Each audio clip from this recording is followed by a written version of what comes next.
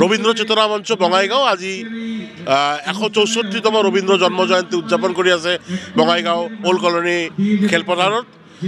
এটা কথা ক'ব লাগিব যে আজি বঙাইগাঁও ৰবীন্দ্ৰ চেতনা মঞ্চ এটা ব্যতিক্ৰমী পদক্ষেপ গ্ৰহণ কৰিছিল। 164গৰাকী শিল্পীৰ দ্বাৰা আজি ইয়াতে ৰবীন্দ্ৰ সংগীত পৰিৱেশিত হ'ল।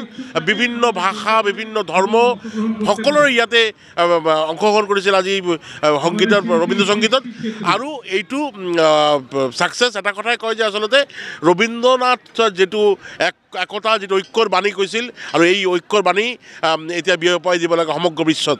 আৰু আজি সন্ধিয়া ব্ৰততী বন্দ্যোপাধ্যায় কলিকতাৰ পৰা আহি পাইছেহি। আবৃত্তি শিল্পী তেওঁ থাকিব, তেওঁ অনুষ্ঠান পৰিৱেশন কৰিব। মনোজ মুৰলী ৰায়ৰ ৰবীন্দ্ৰ সংগীত শিল্পী তেওঁ থাকিব, তেওঁ অনুষ্ঠান পৰিৱেশন কৰিব।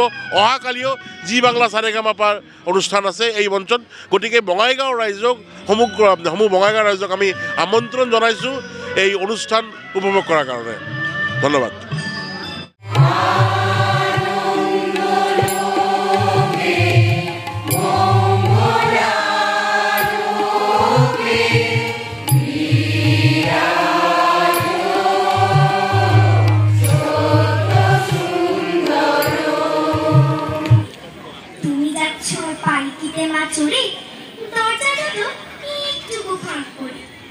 আমি যাচ্ছি রাঙা ঘোড়ার পরে, টকবগিয়ে তোমার পাশে পাশে।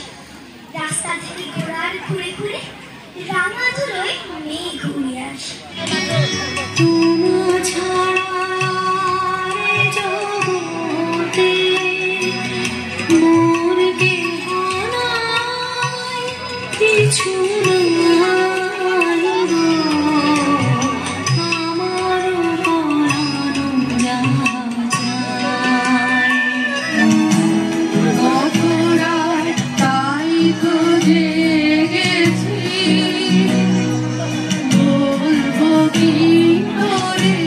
খেলা